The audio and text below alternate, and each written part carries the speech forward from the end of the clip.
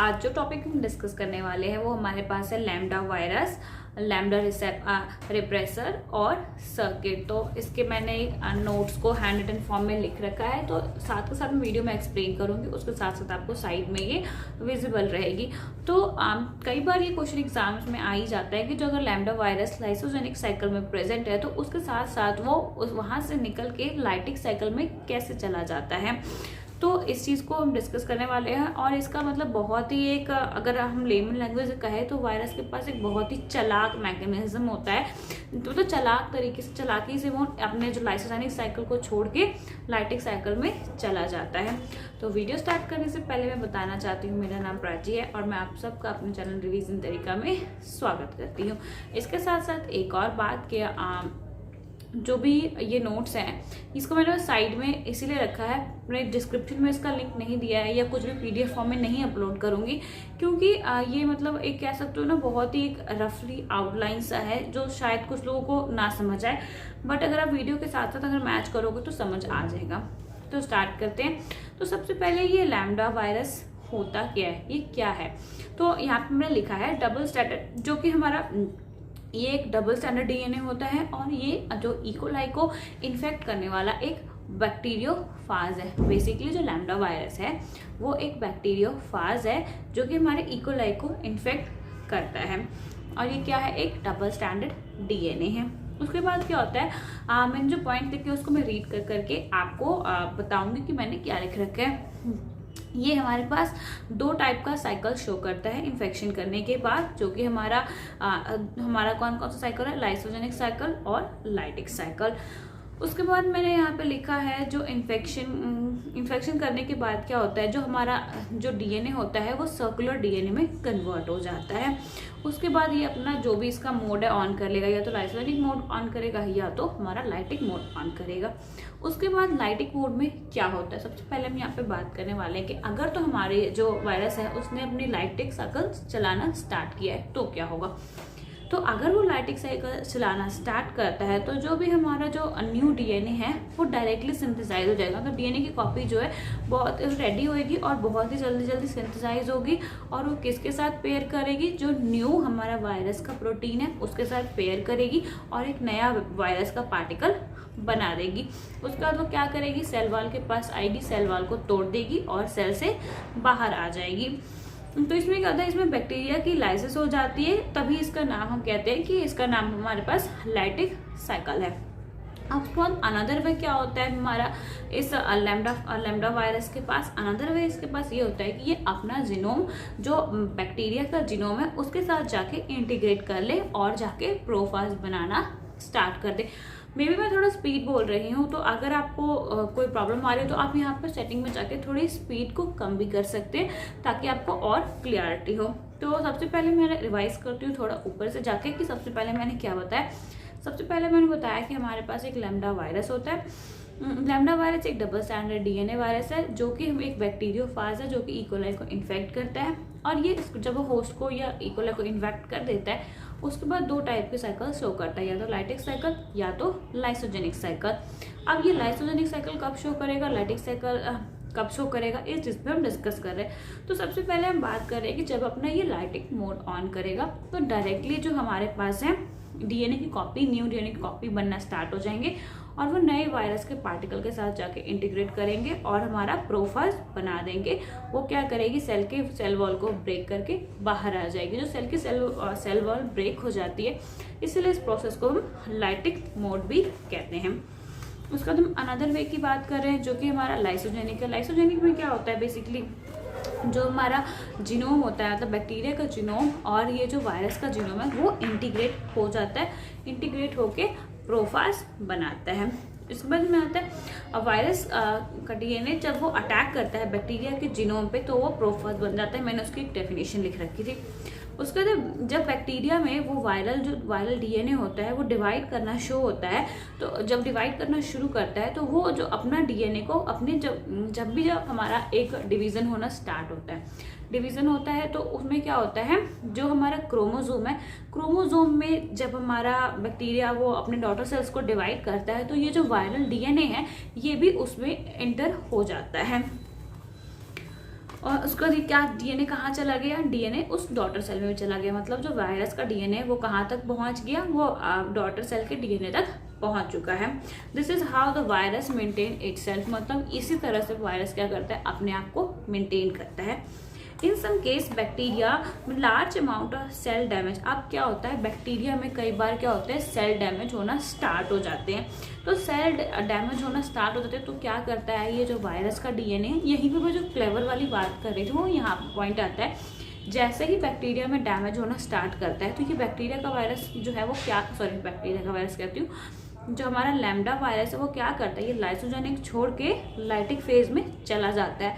अगर यहाँ पे उसने देखा कि अब नहीं, अब तो भाई यहाँ पे कोई गुजारा है नहीं, अब तो यहाँ पे सब कुछ तोड़फोड़ होनी शुरू हो गई है, तो चलो भाई चलो यहाँ से निकल लो, अपना दूसरा साइकिल कंप्लीट करते हैं। तो अब इसमें क्या करना है, लाइटिक साइकिल को छोड़ के हमारा वो लाइटिक साइकिल में एंटर कर जाता है। अब इसके लिए उसको क्या करना होता है, फॉर दिस प्रोफाज को बैक्टीरियल जिनोम से बाहर निकल के अब उसे क्या करना है, अब जो हमारे प्रोफाज बना है, मतलब जो जिनोम को इंटीग्रेट करके जो प्रोफाज बना है, अब उसको क्या करना है, जो बैक्टीरियल के जिनोम से बाहर निकलना है और न्यू कॉपी ऑफ डीएनए तैयार करना है ताकि वो लाइटिक मोड में एंटर हो सके। तो इसके लिए उसको क्या करना होगा, तो वो अपने न्यू वायरस पार्टिकल को तैयार करता है, सेल को रप्चर करता है और क्या होता है, सेल से बाहर आ जाता है। उसके बाद क्या होता है, लाइसोजेनिक साइकिल में मल्टीपल टाइम वो डिवाइड करता है और अंडर द बैक्टीरिया के अंदर बहुत ही बार वो डिवाइड करता है। और जो साइकिल होती है वो कहाँ पे जाके एंड होती है, वो हमेशा लाइटिक मोड पे ही एंड होगी। मेरा कहने का ये मतलब था कि अगर कोई भी साइकिल लाइसोजेनिक मोड पे और लाइसोजेनिक मोड से भी स्टार्ट होगी या रहेगी तो भी वो जाके कहाँ पे एंड होगी, वो लाइटिक मोड पे ही एंड होगी। उसके बाद जो लैम्डा का वायरस होता है बैक्टीरिया के अंदर, तो वो क्या करता है, उसके पास हम कुछ स्पेशल स्टार्ट जीन होते हैं जिसको हम हमारा हमेशा इमीडिएट अर्ली जीन भी बोलते हैं। मतलब जो कि हमेशा जो ट्रांसलेशन जो होनी है उसको प्रमोट करता है। तो जो हमारे पास इमीडिएट अर्ली जीन होती है उनके पास फर्दर 3 जीन होती है, क्रोजीन एन जीन, सॉरी 2 टाइप की जीन होती है, क्रोजीन एंड एन जीन। तो एन जीन क्या होता है, इसके पास एक खुद का प्रमोटर, टर्मिनेटर और ऑपरेटर होता है। अगर आपको चीज़ नहीं समझ आएगी तो आप मुझे बोल सकते हैं, मैं इसको बोर्ड की हेल्प से भी समझा सकती हूँ। तो मैं एक मतलब ओवरऑल समझाने की कोशिश कर रही हूँ ताकि आपको ये चीज़ अच्छे से क्लियर हो जाए। तो ये आवाज़ जो आप सुन रहे हो, ये यहाँ पे जो इलेक्शन होने वाले हैं उसके लिए बैकग्राउंड आवाज़ आते रहते हैं कभी कभी, तो मुझे वीडियोस बनाने में भी प्रॉब्लम होती रहती है। तो यहाँ पे हमारा है कि मतलब मैंने क्या बोला, जो हमारे पास इमीडिएट अर्ली जीन होती है उसके पास फर्दर 2 टाइप की जीन होती है, क्रोजीन और एन जीन। तो एन जीन के पास क्या होता है, उसके पास खुद का ऑपरेटर, प्रमोटर और टर्मिनेटर होता है। उसके बाद सडनली क्या होता है, जो हमारा entering the bacteria lambda virus का जीनोम जो होता है, अब जो लैम्डा वायरस का मतलब जो है वो एंटर कर गया, उसके बाद क्या हो, जो आरएनए पॉलीमरेज होता है उसको रिक्यूरेट करता है। मैं स्पेलिंग को स्पेल कर देती हूँ क्योंकि मैंने पहले बताया मैं प्रोनाउंशिएट बहुत वर्ड नहीं कर पाती हूँ। रिक्यूरेट, RECURITI वो कर जाता है। उसके बाद क्या होता है, वो उसके पास वो अपने जीन बनाने के लिए स्टार्ट कर देता है। उसके बाद एन जीन क्या होता है, एन जीन क्या सिंथेसाइज करना स्टार्ट करता है, एन प्रोटीन बनाना शुरू करता है। अब जो एन जीन एन प्रोटीन बनाता है वो हमारे पास क्या होता है, एंटी टर्मिनेटर होता है। उसके बाद फर्दर हमारे पास आता है क्रोजीन। क्रोजीन क्या होता है, क्रोजीन हमेशा मतलब उसके अंदर जो 50% चीज़ होती है, 50% हमारा पूरा होता है आरएनए पॉलीमरेज। उसके बाद ये जाके किस प्रमोटर से बाइंड करता है, हमारा PR प्रमोटर से बाइंड कर जाता है और जो हमारे जो ट्रांसक्रिप्शन होने वाली होती है वो राइट साइड में TR1 तक जाके, मतलब टर्मिनेटर राइट 1 तक जाके स्टॉप कर देती है। अगर मान लो जैसे क्रो प्रोटीन यहाँ पे लगा है और उसके साथ में यहाँ पे प्रमोटर लगा है तो यहाँ पे वो जाके बाइंड करेगा और वो इस डायरेक्शन में एलोंगेट होते जाएगी और TR1 पे जाके स्टॉप हो जाएगी। कहते हैं crow protein is translated now, मतलब बट इन सम केस। अब उसके बाद सम केस में क्या होता है, RNA bind but not stop. उसके बाद जैसे कि हमारी क्रो प्रोटीन यहाँ है, यहाँ से चलती आई, यहाँ पर जाकर टर्मिनेटर पॉइंट पे जाकर ट्रांसक्रिप्शन रुक गई।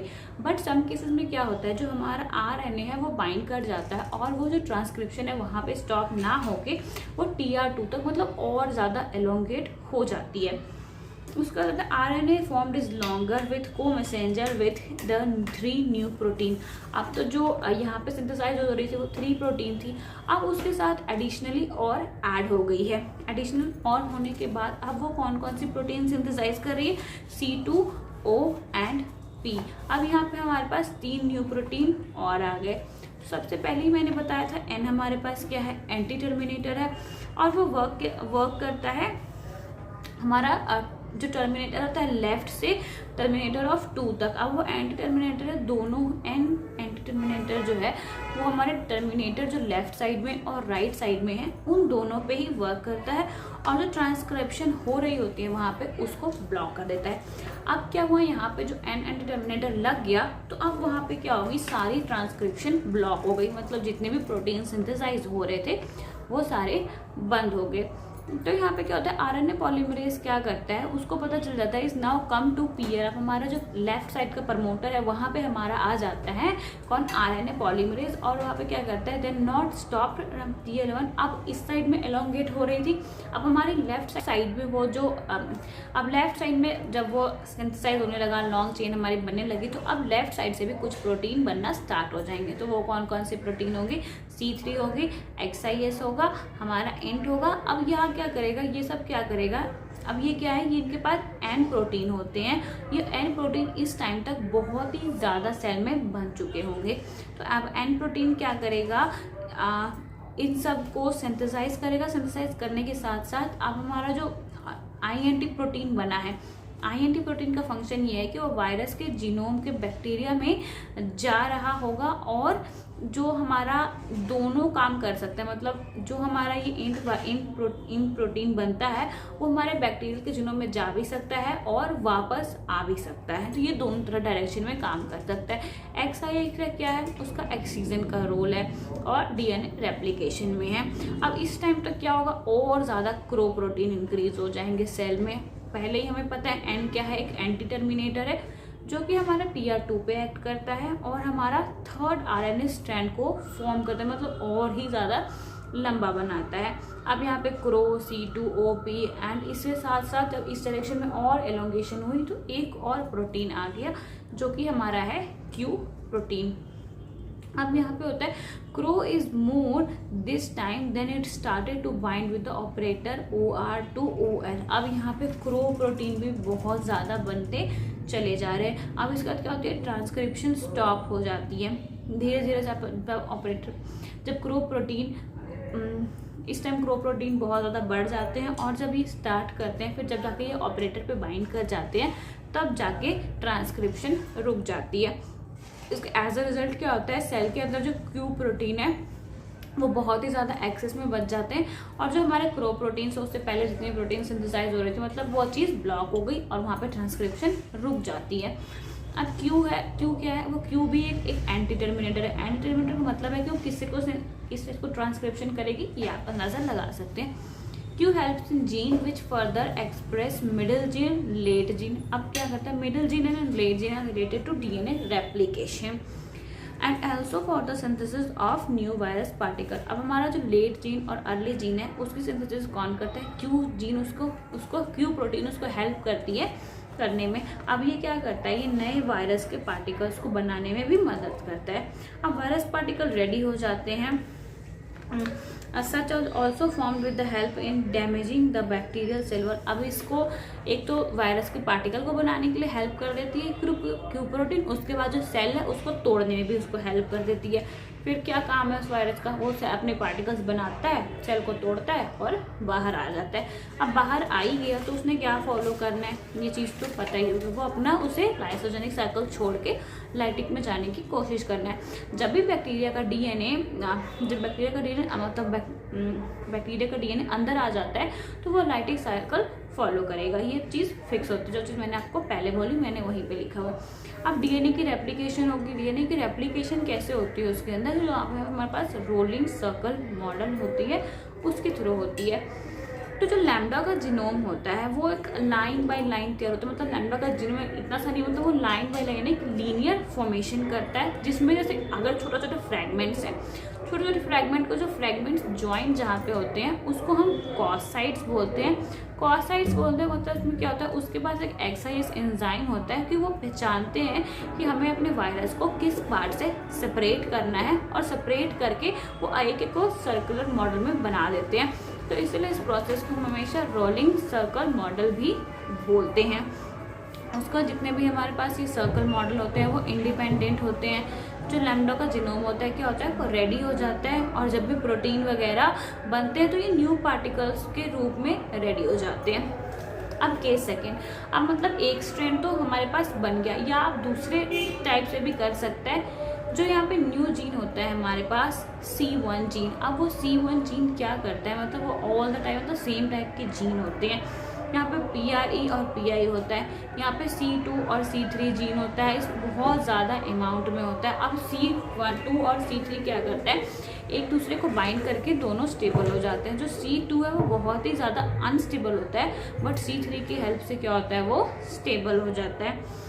अभी किसका मतलब प्रमोटर जो राइट साइड की तरफ है उस पर एक्ट करता है, और ये बैक्टीरिया के RNA पॉलीमरेज को बुलाता है और ट्रांसक्रिप्शन शुरू कर देता है। अब ट्रांसक्रिप्शन जो C1 के लिए होती है वो mRNA बनाना शुरू कर देता है, मतलब हमारा अपर स्टैंड। अब हमारा अपर स्टैंड तो तैयार हो गया था, अब दूसरे स्टैंड के लिए भी हमें चाहिए होगा ना कि दूसरे स्टैंड की ट्रांसक्रिप्शन भी तो करनी है। तो हमारा जो PI होता है उसके पास इंटीग्रेज एंजाइम होता है जो बैक्टीरिया के डीएनए को फेज के डीएनए के साथ ज्वाइन हो जाता है। फाज के डीएनए में फेज बोल रहे, फाज के डीएनए के साथ ज्वाइन हो जाता है और अपना जो उसका प्रोसेस है वो तैयार करना शुरू कर देता है। C1 की ट्रांसक्रिप्शन होती है और C1 से वो प्रोटीन बनाना मतलब बहुत ही ज़्यादा कंसंट्रेशन में बनाना शुरू कर देता है।